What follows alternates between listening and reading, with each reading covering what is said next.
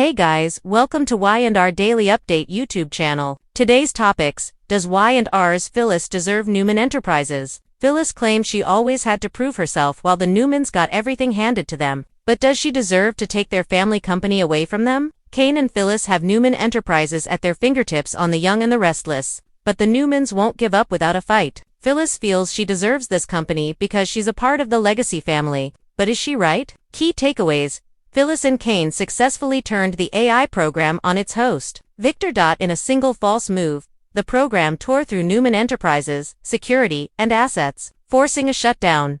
The power couple effectively seized control of the major division as the company crumbled in real-time. Phyllis believes she deserves to have a piece of the Newman empire. Why? Phyllis deserves Newman. Unlike the Newman family, who were born into wealth, Phyllis Michelle Stafford clawed her way to the top. She argued that she deserved a win after being looked down upon. She's also a highly skilled technical guru who used the AI program to take down the billion-dollar conglomerate. She demonstrated the technical know-how to lead a modern, tech-driven company. Some Phyllis fans would agree that Victor Eric Bredin owed her due to his past treatment of her. Taking his company would be the long-overdue restitution she's been seeking. Additionally, Phyllis has a track record as a successful entrepreneur. She successfully owned and operated the Grand Phoenix Hotel and held executive roles at Jabot and Newman in the past.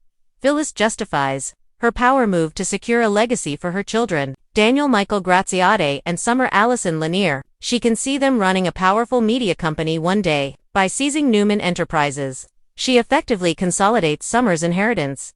Why Phyllis doesn't deserve Newman? The takeover was achieved through an AI program, and Kane. Phyllis should build a company on her own hard work, merit, and leadership, not cyber warfare and sabotage. Also, she has never had loyalty to the Newmans. Phyllis is her own worst enemy. Most of her personal vendettas become her business decisions. Her impulsive and volatile nature makes her a liability as a CEO and leader. She's known for chasing shiny objects. She originally tried to partner with Kane, but when he hesitated, she seduced him and stole the AI software from his laptop. Then she pivoted, pretending to work with Victor to use the program against Jabot. In the eyes of the Newmans, Phyllis will always be seen as the woman who conned her way into their family. Victor created the company from nothing. He transformed himself into the successful man he is today. What are your thoughts? Do you think Phyllis deserves Newman Enterprises? Subscribe our channel for more latest update on The Young and the Restless. Few characters ignite debate quite like Phyllis Summers. She is polarizing by design, brilliant, volatile, loyal to a fault, and relentlessly ambitious. So when fans begin floating the idea that Phyllis might deserve Newman Enterprises, it's not just a business question, it's a philosophical one. Does Phyllis deserve to run Genoa City's most powerful corporate empire? Or is the very idea proof of how far she's always been willing to push, sometimes too far? The answer depends on how you define deserve in a town where morality is flexible, power is inherited, and survival often matters more than virtue. Why this question even exists? On paper, Newman Enterprises belongs to the Newman family. It's Victor's legacy built through ruthless determination, strategic genius, and an iron grip that has never truly loosened. Phyllis Summers is not a Newman. She didn't inherit power. She didn't marry into the dynasty permanently. She wasn't groomed for leadership from birth, and yet, she keeps ending up in the room where power decisions are made. That alone forces the question: if Newman Enterprises rewards intelligence, instinct, and survival, hasn't Phyllis earned a seat, if not the throne? Phyllis Summers. From outsider to power player, Phyllis' journey matters here. She didn't start as a corporate heiress or a polished executive. She clawed her way up through talent, grit, and relentless self-belief. Over the years, she has proven herself as a sharp business strategist, a master of crisis management, digital and branding powerhouse, a woman who can read people and manipulate outcomes. She's run companies. She's saved companies. She's also burned them down. That contradiction is the heart of this debate. The case for Phyllis deserving Newman Enterprises. Let's start with the argument her supporters make. It's stronger than many critics like to admit. 1. Phyllis understands power better than most. Phyllis doesn't romanticize power. She understands it as something that must be taken, defended, and leveraged. That mindset aligns perfectly with Newman Enterprises. Victor didn't build his empire by being liked. He built it by being feared, respected, and underestimated at others' peril. Phyllis operates the same wages without the inherited safety net. In many ways, she's Victor without the surname. 2. She's proven she can survive the Newman machine. Enterprises chews people up, executives crumble, allies turn, family members fail. Phyllis has gone toe-to-toe with Victor Newman and lived to tell the tale. Not many characters can say that. Even fewer have outplayed him at key moments. Survival matters in this world. Phyllis survives. 3. She brings an outsider's perspective. One of Newman Enterprises' biggest weaknesses is stagnation through legacy thinking. The company often operates as if power is its birthright. Phyllis doesn't think that way. She adapts, she evolves, she understands optics, media, digital influence, and emotional intelligence in ways the Newmans often dismiss. In a modern corporate landscape, that matters. 4. She has paid her dues. Phyllis has lost careers, relationships, reputation, emotional safety. She has been vilified and blamed, sometimes fairly, often excessively. In Genoa City logic, suffering often counts as currency, and by that measure, Phyllis is rich. The case against Phyllis running Newman Enterprises. Now for the harder truth.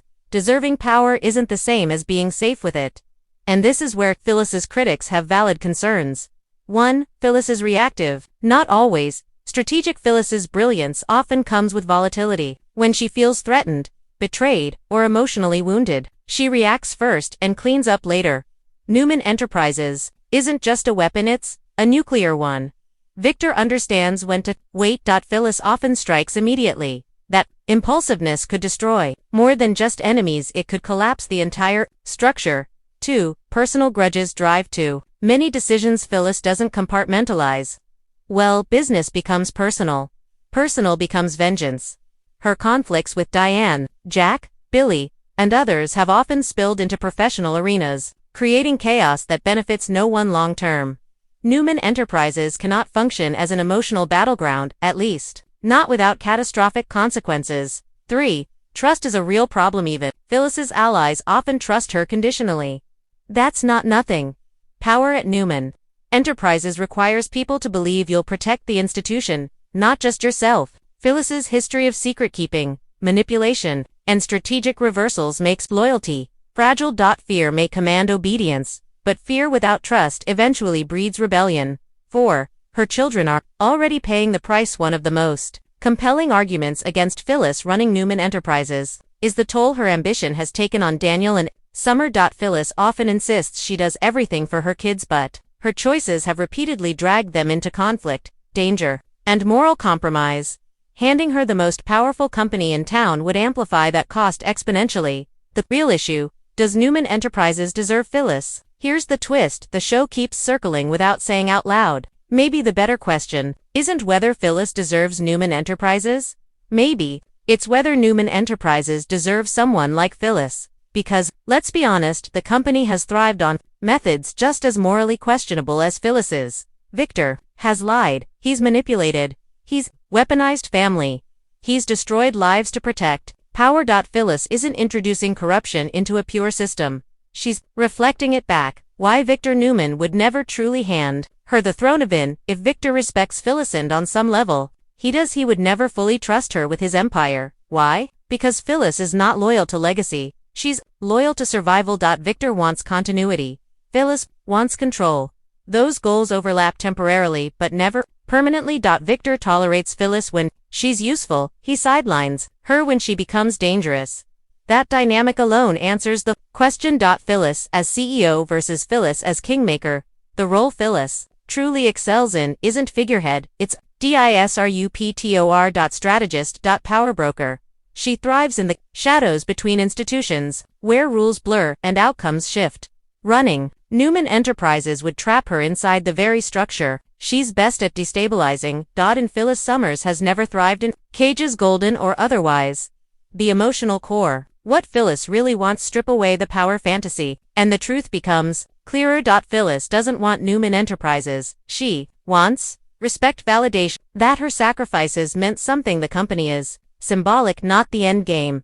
If Victor handed her Newman Enterprises tomorrow, the victory would feel hollow, because what Phyllis craves most isn't power, it's acknowledgement that she matters. Fan divide, earned ambition versus dangerous reward. Fans arguing this question are really debating two philosophies.